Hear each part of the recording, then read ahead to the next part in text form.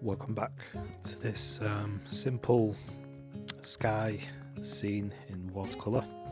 You can see I wanted to squeeze some fresh paint out just to get some stronger colour in the sky. Just squeezing out a little bit of sepia. You could use any colour for this really. I've got sepia and I'm going to squeeze out a little bit of Payne's grey as well. I'm only using a handful of colours, I did list them on the screen. It's going to be a mixture, you see the Payne's grey. So it's going to be a mixture of Payne's grey, sepia, going to touch into a little bit pyro red, and finally some yellow ochre. Oh, and some cerulean blue, I should have mentioned that. So that's going to be all I'm using. And I start with a 1-inch shake and just go ahead and wet the sky area. I'm not going to come all the way down the paper on this, just going to get the simple sky. So if you want dramatic sky and dark, thunderous, threatening sky, then this hopefully will help you in your painting. So you can see just adding a little bit of that Payne's grey and sepia mixed together, just quite almost neat, and I've applied it to the paper while wet. As you can see, the bead at the bottom of the paper, and just pulling across, still using the 1-inch shake for this so far, but I will be switching to a large mop as I progress. So my aim is really to show you how simple it can be for these sort of skies. You may think, I know what you think, it's quite strong, this yellow ochre, and yeah it is, but I will be mixing it with the other paints, so it will dilute itself. And also one of the things to also remember in watercolor painting is the paint does dry a few tones lighter, so don't panic at this stage if you think your paint's gone a bit too dark. Chances are it probably hasn't. You just need to let that dry and it will dry considerably lighter.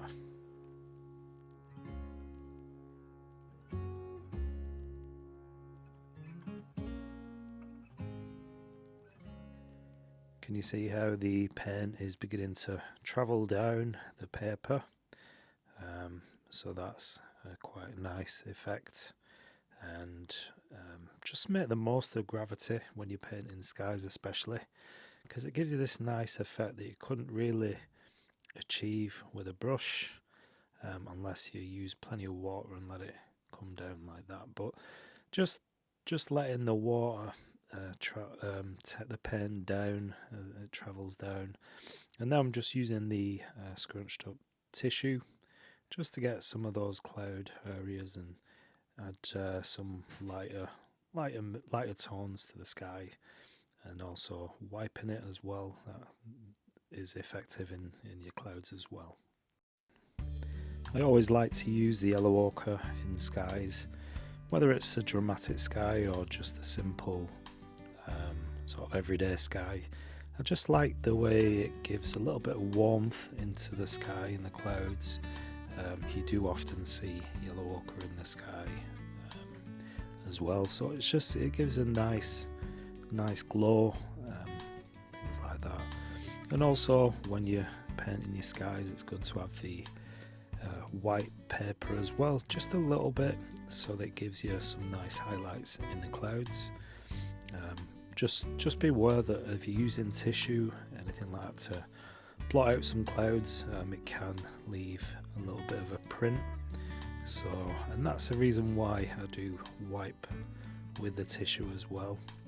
So you can see I just tilted the board, let some of that pigment run to the side, which I do a lot in my watercolor paints, or watercolor paintings should I say. But that's pretty much it. I'm getting things down, probably 2 passes I'd say. I did my first wash and then just just going in and touching up, and some of those white areas I'm just mixing with a little bit of just plain water, and just allowing the brush to touch the other colours, just so that they become a bit soft and diffused, and let those colours all mingle together. So if you're going to do this sort of sky, you just need a handful of colours. Like I said, yellow, ochre, sepia, Payne's grey, and a little bit of pyro red and cerulean blue. And that's all I've used in this one. Why not give this a go when you next paint your landscape? It is quite simple. Hope you find this useful. Thanks for watching, and I'll see you in the next video.